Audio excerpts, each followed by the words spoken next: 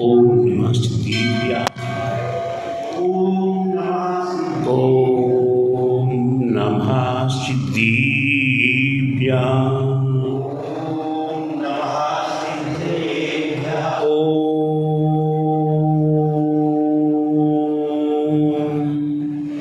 नमः सिद्धिभ्यां।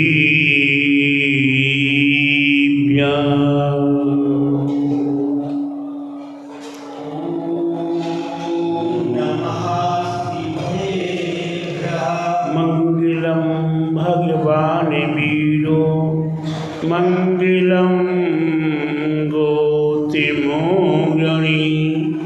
मंगलम कुंदी कुंद्यार्यो जीर्धरिमोस्तु मंगलम सर्वमंगल मांगल्यम सर्वकल्याणकारिकम् प्रधानम सर्वधर्माणां जैनं जयतु शासीनं जैनं जयतु शासीनं जैनं जयतु शासीनं।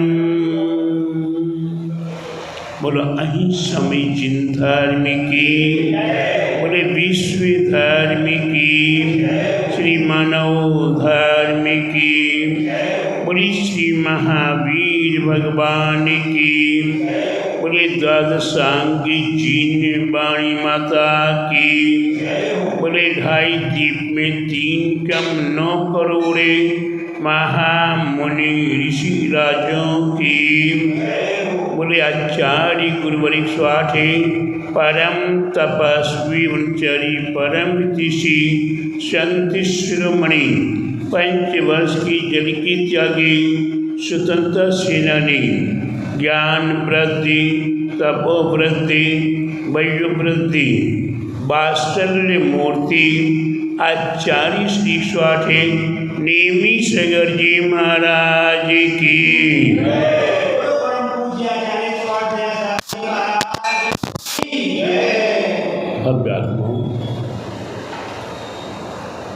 हम जगत संसारी प्राणी अपने सुख की राह खोजने का प्रयास कर रहे हैं कि हमें शाश्वत सुख कैसे मिले।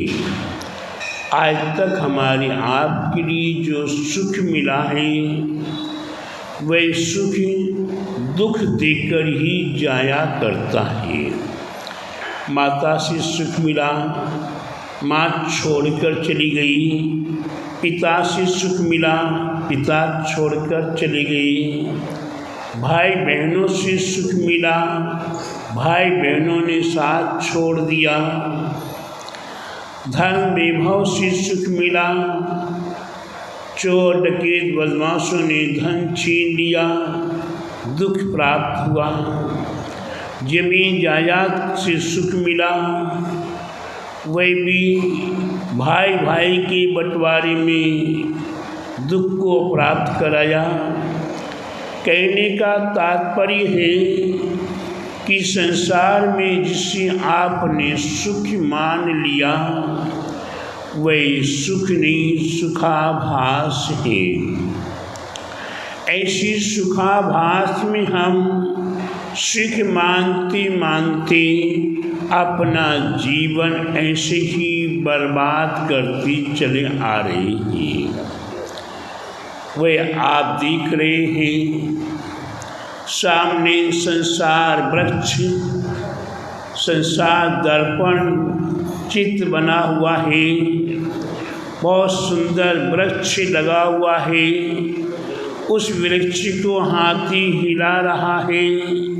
एक पथिक राही अपनी जान बचाने के लिए डाली को पकड़कर लटक जाता है। चारों ओर से मधुमक्खियाँ चीस रही हैं। डाली के दोनों तरफ से एक सफ़ेद चूहा, दूसरी तरफ काला चूहा डाली को काट रहा है।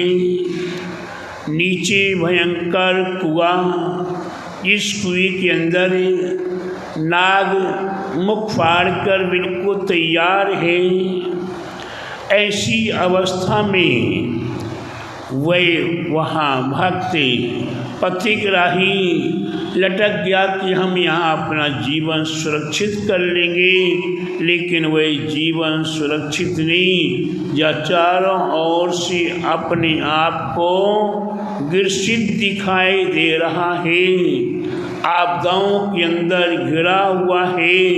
और उसी विद्याधर आकर उसे बचाने का प्रयास करते, तुम्हें कहीं नहीं जाना, नीचे नहीं गिरना, ऊपर के ऊपर मेरे विमान में आ जाओ। वह कि बस एक बूंद और, क्योंकि उसके ठीक माथे के ऊपर ही एक मधुमक्खी का छत्ता लगा हुआ था, और उस छत्ती से एक एक बूंद शहद की गिर रही है। और निमित्त ऐसा बन गया कि उस पथिकराही के मुख में वह बूंद एक एक मार रही है। बस एक बूंद शहद के पीछे वह इतनी सारे संकटों को सहन कर रहा है, और विद्याधर के समझाने पर भी वही वहाँ से आने के लिए, निकलने के लिए तैयार नहीं है। ठीक उसी प्रकार से हम जगत संसारी प्राणी, मैं आपका नाम नहीं ले रहा हूँ, मैं अपनी बात कर रहा हूँ, हम जगत संसारी प्राणी एक संसार में अटके हुए हैं। निगोद रूपी महाभयंकर कुआं है, उसके अगल बगल में बड़े बड़े चार नाग बैठे हुए हैं, चारों गति संबंधी। मुख फाड़ के बेटी आप आ जाओ, आपका हमारे यहाँ स्वागत ही, चाहे वो नरक गति हो, चाहे देव गति हो, चाहे मनुष्य गति हो, चाहे त्रियंच गति हो, चारों गति आपका स्वागत करते हुए तैयार बैठी है। दिन और रात रूपी दोनों चूहे डाली को काट रहे हैं। कुटुंब परिवार के जने, चाचा ताऊ नाती पोता पोते बड़पोता आदि आदि मधुमक्खी के समान ये लाओ ये लाओ ये लाओ ये लाओ सबकी डिमांड खड़ी हुई है। और प्यारे बंधु, संसार रूपी वृक्ष है, अब इस पर लटके हुए हैं, और हमें हमारे गुरुजन, हमारे तीर्थंकर प्रभु, हमारे महापुरुष हमारे लिए संबोध रहे कि आ जाओ भैया मेरे पास। क्या करो? आ जाओ मेरे पास। लेकिन बस महाराज जी, एक और बेटा की शादी कर ले, पोता की शादी कर ले, बहुत बहू से एक बार एक रोटी तो उसके हाथ की खा ले, आदि आदि संसार में हम सुख की चाह करते हुए अपने जीवन में सुखाभास को प्राप्त हो रहे हैं। तो संसार में हमें सुख नहीं है। अगर सुखाभास को भी छोड़ देते हैं तो चारों ओर से दुख ही दुख हमें प्राप्त होता चला आ रहा है। ऐसी अवस्था में हम भव्यात्माओं के लिए हमारे महापुरुषों ने, हम भव्यात्माओं के लिए तीर्थंकर कैसे बने, हम भव्यात्माओं के लिए तीर्थंकर कैसे बने।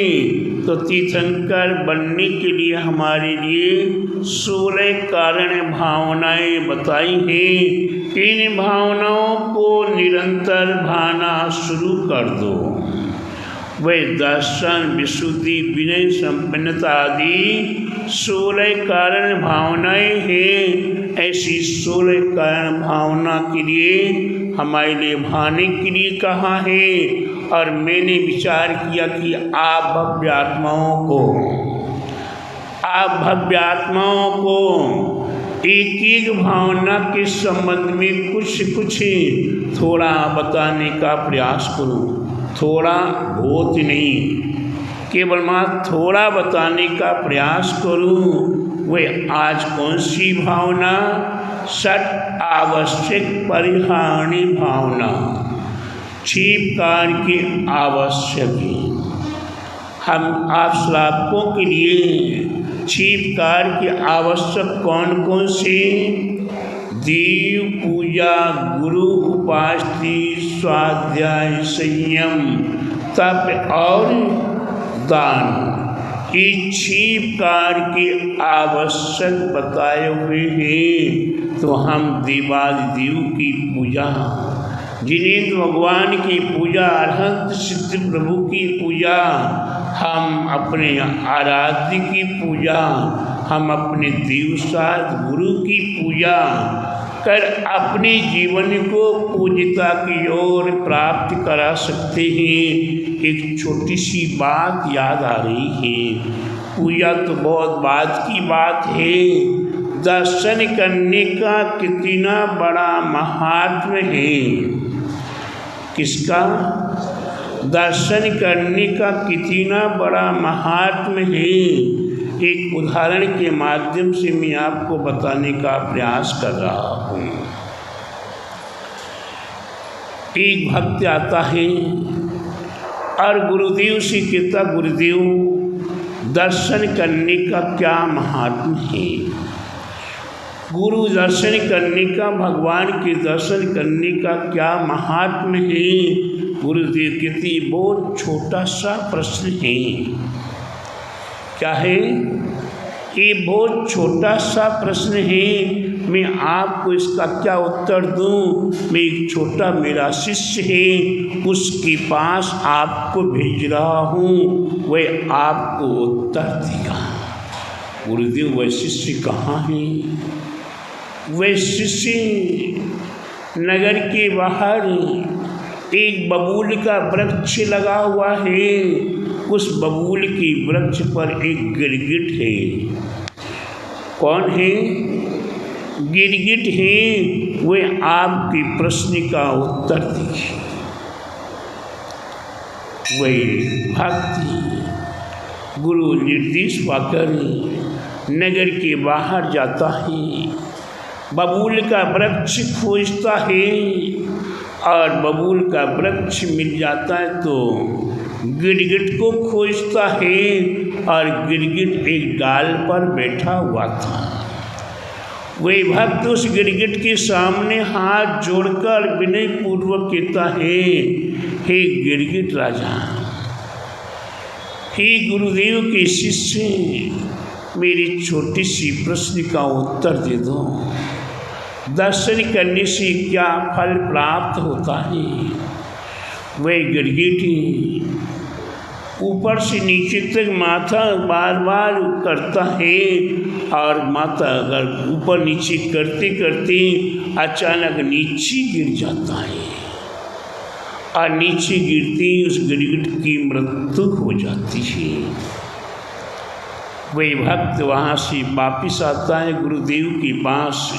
गुरुदेव, आपने मेरे लिए गिरगिट के पास भेजा था, लेकिन गिरगिट से प्रश्न पूछा, वह बार बार ऊपर नीचे अपनी नाड़ करता रहा और अंत में वह नीचे गिर गया और उसकी मृत्यु हो गई। गुरुदेव, कोई और शिष्य हो तो बताइए। बोले, हाँ हाँ, कोई चिंता मत करो, मैं आपको और भी एक नहीं अनेक शिष्य मेरे छोटे छोटे हैं, मैं आपको एक शिष्य के पास भेजता हूँ। गुरुदेव कहाँ है? वे नगर की वेश्या के घर के सामने एक पिंजरा टंगा हुआ है। उस पिंजरे में एक तोता है, वह आपके प्रश्न का उत्तर देगा। वे गुरुदेव से कहता, गुरुदेव, मैं जैन कुलीन हूँ, मैं संयम का पालन करने वाला हूँ, वेश्या के घर में जाऊंगा, उसके निकट पहुंचूंगा, लोग क्या कहेंगे? बोले नहीं नहीं, आप चिंता मत करो, उसी शिष्य के पास चले जाओ। ठीक है गुरुदेव, आपका निर्देश मंजूर है। वे धीरे धीरे जाकर वेश्या के घर के पास पहुंच जाता है और सामने पिंजरा टंगा हुआ, उसमें तोता है। तोते के पास भी पहुंच जाता हो, तोते से कहता है गुरु के शिष्य, हे गुरु के शिष्य, मेरी छोटी सी प्रश्न का उत्तर दे दो कि दर्शन करने से क्या फल प्राप्त हुआ करता है? क्या दर्शन करने से क्या फल प्राप्त हुआ करता है? और वह तोता उस भक्त की ओर देखता है और ऊपर नीचे बार बार देख रहा है, और देखते देखते वह क्या होता है, वह तोता गिर जाता है और गिरती ही मृत्यु को प्राप्त हो जाता है। प्रश्न का उत्तर नहीं मिला। वह वहाँ से निकल कर आता है, गुरुदेव से कहता, गुरुदेव मेरे निमित्त से 2 मृत्यु हो गई, मेरे निमित्त से 2 मौत हो गई, गिरगिट भी मर गया और तोता भी मर गया, उत्तर नहीं मिला। गुरुदेव कहते कोई बात नहीं, और भी प्रयास कीजिएगा, प्रश्न का उत्तर मिलेगा। गुरुदेव कहाँ मिलेगा, किससे मिलेगा, आप ही दे दीजिए ना। गुरुदेव कहते बहुत छोटा प्रश्न है, आप छोटे शिष्यों के पास जाओ। वही गुरुदेव से पूछता, कहाँ शिष्य हैं, कहाँ जाऊँ? बोले नगर के अंदर एक ग्वाला है, उस ग्वाले के यहाँ गाय भैंस हैं, और अभी अभी एक बछड़ा आपके लिए मिलेगा, वही बछड़े से यहाँ प्रश्न का उत्तर पूछ लीजिएगा। वही कहता, गुरुदेव जंगल के अंदर गया था, गिरगिट का कोई मालिक नहीं था, कुछ नहीं बिगड़ा, तोते के पास गया, वेश्या के घर के बाहर था, वहाँ भी कुछ नहीं बिगड़ा, निकल कर वापस आ गया। अभी तो ग्वाले के घर के अंदर प्रवेश करना पड़ेगा और वहाँ से निकल कर आना पड़ेगा कि दुर्घटना हो गई तो वही ग्वाला हमारी भी दुर्घटना कर देगा। इसलिए गुरुदेव और सावधानी पूर्वक कोई शिष्य तो बता दो। गुरुदेव कहते नहीं नहीं, आप वहीं चले जाओ, आप बछड़े से प्रश्न का उत्तर पूछो।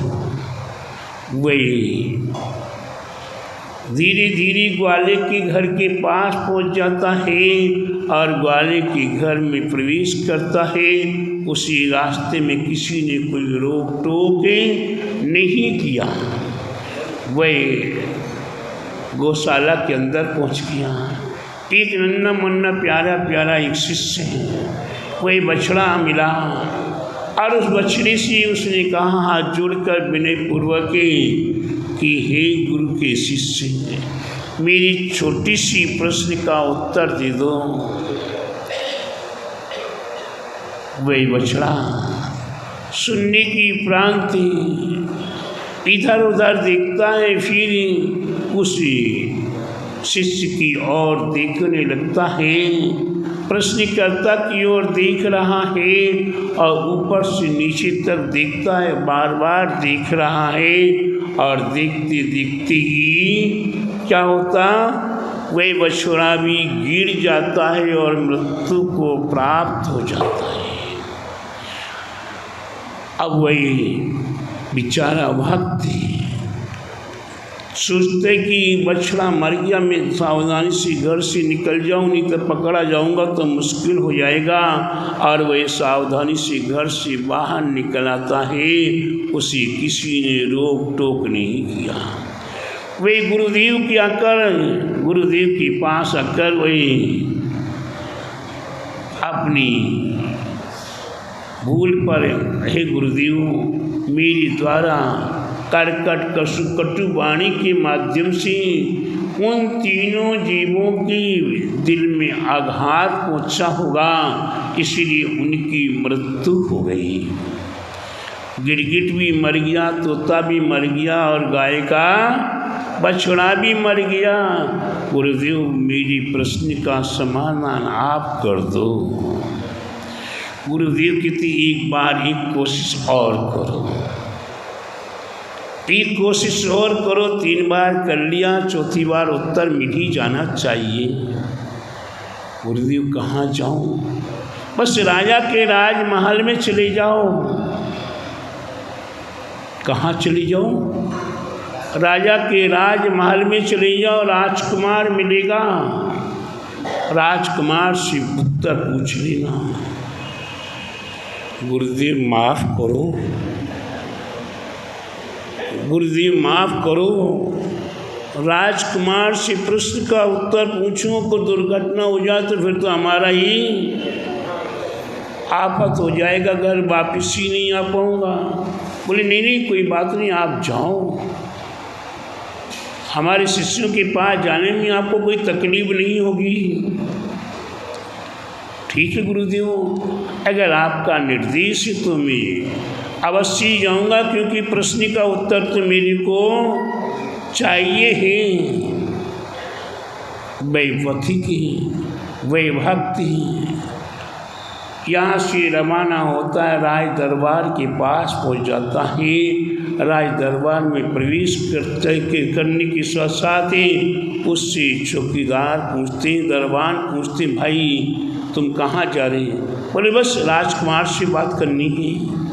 ठीक है जाओ। आगे और दरबान मिले, कहाँ जा रहे हो? बस राजकुमार से बात करनी में जा रहा हूँ। किसी ने उसे नहीं रोका, जाओ जाओ जाओ। वह धीरे धीरे कहाँ पहुँच गया? राजमाता के पास पहुँच गया। राजमाता से पूछा, भाई मेरे को राजकुमार से बात करनी है। राजकुमार कहाँ है? बोले बस राजकुमार अपने पलंग पर शयन कर रहे हैं, उधर पहुँच जाओ। राजमाता ने भी आगे भेज दिया पुत्र के राजकुमार के पास, और वही राजकुमार आराम कर रहा था। हे गुरु के शिष्य राजकुमार, मेरी एक छोटी सी प्रश्न का उत्तर दे दो। क्या करो? एक छोटी सी प्रश्न का उत्तर दे दो। और वही राजकुमार विनयपूर्वक धीरे धीरे बोलना शुरू करता है। वही राजकुमार कहता है, भक्त तुमने मेरे को पहचाना? बोले हाँ, आप राजा के राजपुत्र हैं, यहाँ के राजकुमार हैं। सारा जगत आपको राजकुमार के नाम से जानता है। बोले आप मेरे को और पहचानो, आप मेरे को पहचानो। बोले नहीं, मेरी पहचान पा रहा हूँ। वह राजकुमार कहता कि मैं आपको अच्छे से पहचान रहा हूँ, मैं आपको अच्छे से पहचान रहा हूँ। बोले कैसी? बोले आप गिरगिट के पास गई थी, आप गिरगिट के पास गई थी, गिरगिट से भी यही प्रश्न पूछा था। बोले हाँ। फिर क्या हुआ? बोले गिरगिट की मृत्यु हो गई। फिर उसके बाद आप कहाँ गई थी? तोते के पास गई थी। बोले हाँ। फिर तोते का क्या हुआ? वे तोते की भी मृत्यु हो गई। फिर इसके बाद कहाँ गई थी? बछड़ी के पास, वहाँ भी क्या हुआ? बछड़ी की मृत्यु हो गई। प्यारे भक्ति, सामने वाले 3 जीवों की मृत्यु हुई, आप समझ पाए कि नहीं? नहीं, मेरी समझ में नहीं आया। बोले भगवान के दर्शन करने से, गुरु के दर्शन करने से क्या फल मिलेगा, वह तो बहुत अगम्य है। क्या है? वह अगम्य है। केवल मात्र गुरु की भक्ति के दर्शन करने से। वह राजकुमार क्या कह रहा है? गुरु की भक्ति का दर्शन करने मात्र से गिरगिट का उद्धार हुआ तो तोता बन गया, और तोती का मरण हुआ। तोती ने गुरु की भक्ति का दर्शन किया तो वह गाय का बछड़ा बन गया, और तीसरी बार दर्शन करने से, गुरु की भक्ति का दर्शन करने से मैं राजकुमार बन गया हूँ। किसकी दर्शन करने से? गुरु की भक्ति का दर्शन करने से मैं राजकुमार बन गया हूँ। अब मैं आपका चौथी बार दर्शन कर रहा हूँ। किसका? आपका चौथी बार दर्शन कर रहा हूँ। अब मैं अपना कल्याण करने के लिए वैराग्य को प्राप्त हो रहा हूँ और दिगंबरी दीक्षा प्राप्त करने जा रहा हूँ। और राजकुमार वहीं से उठता है और वही जंगल में जाकर दिगंबरी दीक्षा ग्रहण करे, कल्याण कर लेता है। प्यारे बंधुओं, तो ये जिनेंद्र भगवान का दर्शन, ये देवसात गुरु का जो दर्शन कर लेता है उसका कितना बड़ा महात्म है कि गिरगिट से तोता बना, तोता से बछड़ा बना, बछड़ा से राजकुमार बना, और राजकुमार बनने के उपरांत वह दिगंबरी दीक्षा प्राप्त करे, निर्वाण को भी प्राप्त होता है। तो प्यारे बंधु, हम और आप साक्षात जिनेंद्र भगवान का दर्शन करते हैं और 60 आवश्यकों में हम जिनेंद्र भगवान का अभिषेक करते हैं, हम जिनेंद्र भगवान की शांति धारा करते हैं, अष्ट द्रव्य से जिनेंद्र भगवान की पूजा करते हैं, हम और भी विधान अनुष्ठान करते हैं। तो कितना हमारे जीवन में हमें साक्षात पुण्य प्राप्त हो रहा है। ये पुण्य हमारे आपके लिए अवश्य ही तीर्थंकर पद की प्राप्ति कराने में कारण बनेगा। ये देव पूजा, गुरु उपासना, स्वाध्याय, संयम, तप और दान, अगर अच्छी आवश्यक हम निर्वाध थी, निर्विकल्प, निर्लोभ भावनाओं के साथ आवश्यकों को पालन कर लेते हैं। कब किस समय कैसी कौन सी आवश्यक पालन करने की बात है। अगर हम चाहें कि हम संध्या बेला में भगवान का अभिषेक कर लें, रात में अभिषेक कर लें, नहीं, अभिषेक प्रातः काल में ही शोभनीय है। आहार दान आदि देना चाहें तो कब देना होगा? शिवी प्रातः काल सूर्य उदय की 2.25 घंटे की बाद और सूर्य अस्त होने की 2.25 घंटे के पहले तक आहार दे सकते हैं। तो प्यारे बंधु, हमें आहार दान भी अपने यथा योग्य समय पर ही देना चाहिए। हम चाहें कि हमारे लिए कोई सीरियल आ रहे हैं, हम चाहें कि हमें कहीं किटी पार्टी में जाना है, हम चाहें कि हमें कहीं पिकनिक में जाना है, तो महाराज जी आप जल्दी आहार ले लो। क्या कर लो? जल्दी आहार ले लो। सो नहीं चलता है। आप चाहें कि नहीं महाराज जी हम सुबह सुबह तो नहीं दे पाएंगे आहार, आप 3 बजे के बाद आहार ले लेना, हम आएंगे, चौका लगाएंगे बढ़िया से, और उसकी उपरांत आहार दे तो नहीं चलेगा। कि कब हमें पूजा करनी है, कब गुरु की उपासना करनी है, कब स्वाध्याय हम 20 समय में स्वाध्याय करेंगे, हम 20 समय में शास्त्रों का अध्ययन करेंगे, उनका पाठ आदि पड़ रहा है, महामारी फैल रही है। हम कहें स्वाध्यायम परमं तपः, स्वाध्यायम परमं तपः, स्वाध्याय ही सबसे उत्तम परमे तप है। तो स्वाध्याय सुबह दोपहर शाम दिन राति केवल महासमय सार प्रवचन सार आदि महाग्रंथों का अध्ययन हमें समय बेसमय में करेंगे तो वह भी कालांत दोष है। प्यारे बंधु, काल का दोष टाल कर ही हमें स्वाध्याय करना चाहिए। हमें तीव्र गति से, मंद गति से हमें स्वाध्याय नहीं, हमें सामान्य गति से अर्थ को जानते हुए समझते हुए हमें स्वाध्याय करना है। स्वाध्याय के 5 भेद बताए हैं, वाचना, प्रक्षिणा, अनुपेक्षा, आमना और धर्मोपदेश। तो ये हमारे लिए स्वाध्याय के संबंध में जानना पड़ेगा।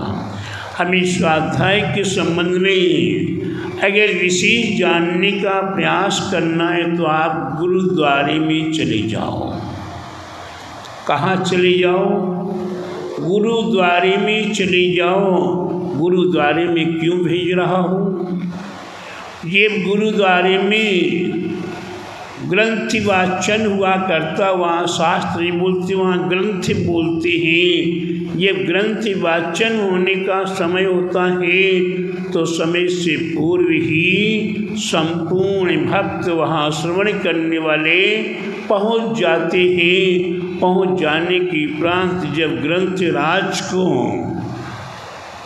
3 व्यक्ति लेने जाते हैं, एक व्यक्ति जो ग्रंथ को लेकर माथे पर चलता है, तीनों व्यक्ति जब ग्रंथराज के यहाँ रखा वहाँ पर जाकर सर्वप्रथम अष्टांग नमस्कार करते हैं तीनों व्यक्ति। और उसमें से एक विशिष्ट व्यक्ति जो होता है वह ग्रंथराज को उठा कर अपने माथे पर रखता है और फिर धीरे धीरे चलना शुरू करता है।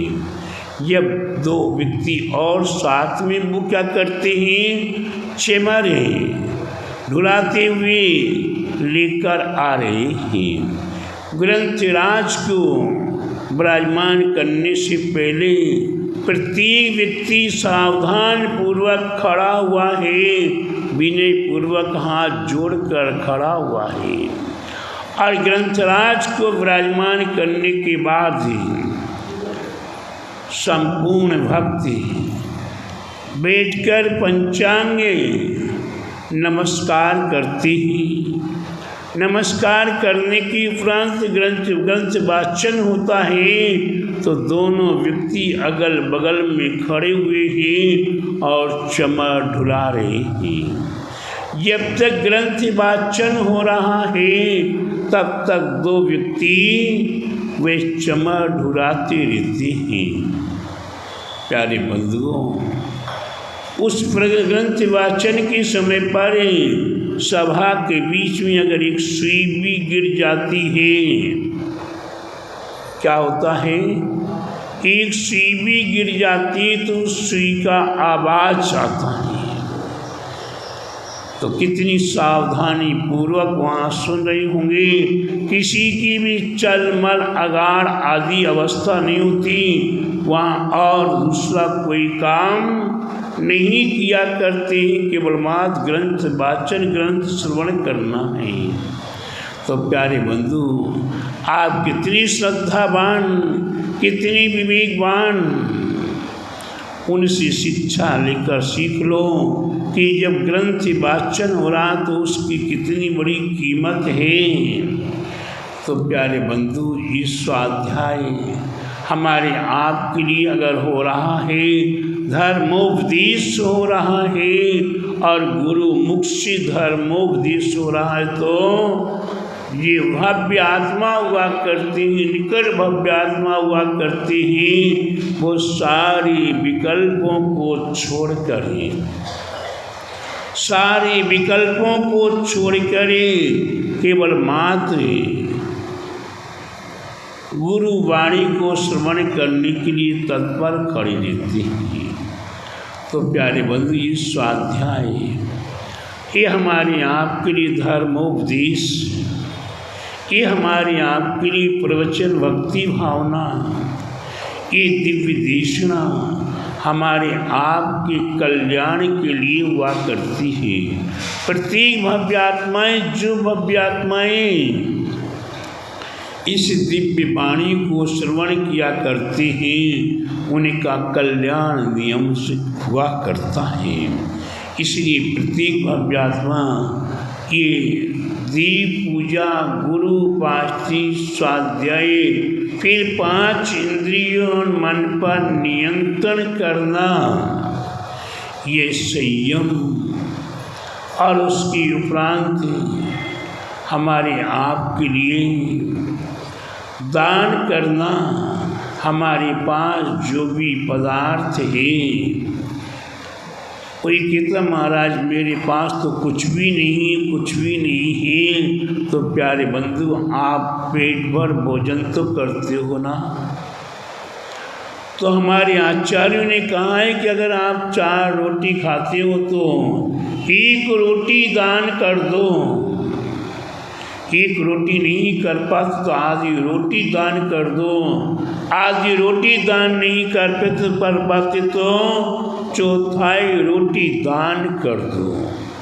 आप पक्षी को खिला दो, आप पशुओं को खिला दो, आप थोड़ा सा आटा लेकर चींटियों को खिला दो, वे भी आपका करुणा दान है।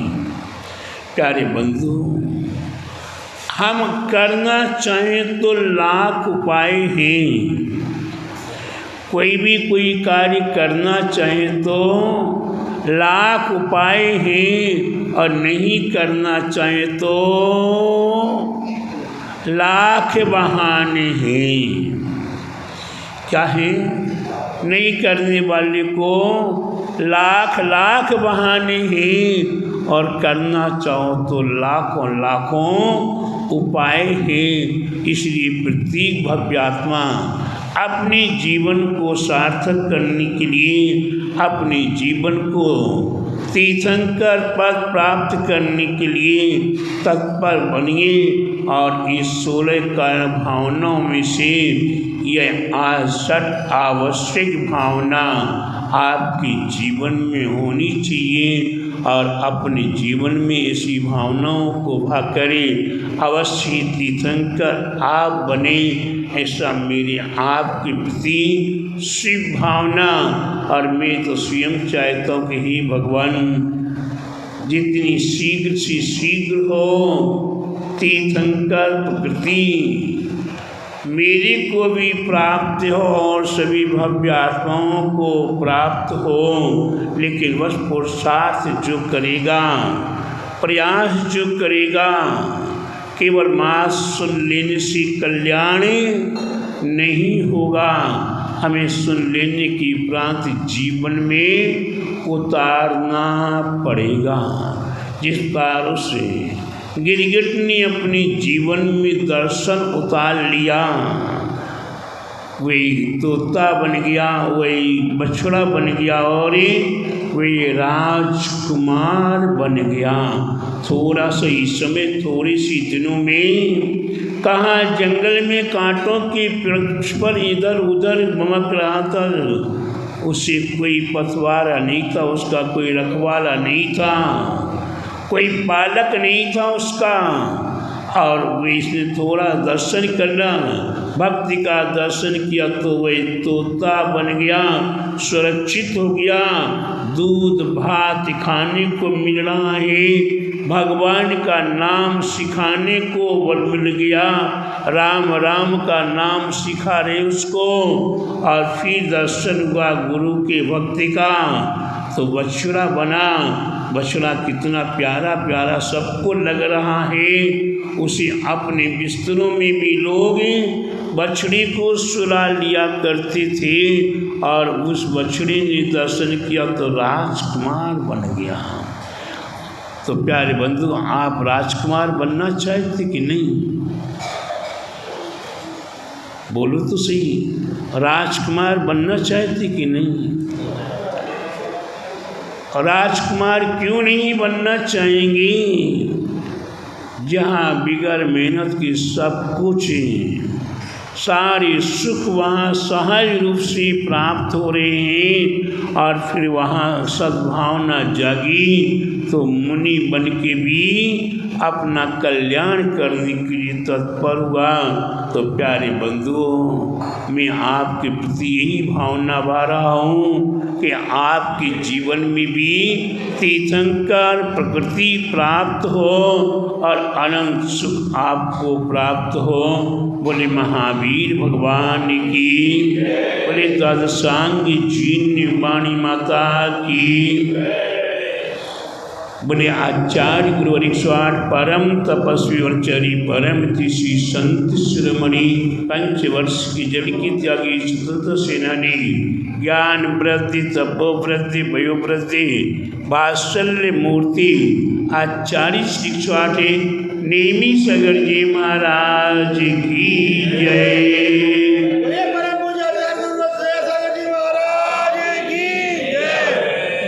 वाणी की ज्ञानते सुजे लोकालो सेवाणी मस्तक नमो सदा दीत्रो हे जिन वाणी भारती ते जपो दिन रे जो तेरी शरणा गई सो पावे सुख चैन देव जी अरिहंति को गुरु से बहु निर्ग्रंथि दया धर्म पालो सदा यही मोक्ष का पंथ, यही मोक्ष का पंथ, यही मोक्ष का पंथ। सभी 9 बार नमोकार मंत्र का ध्यान करेंगे।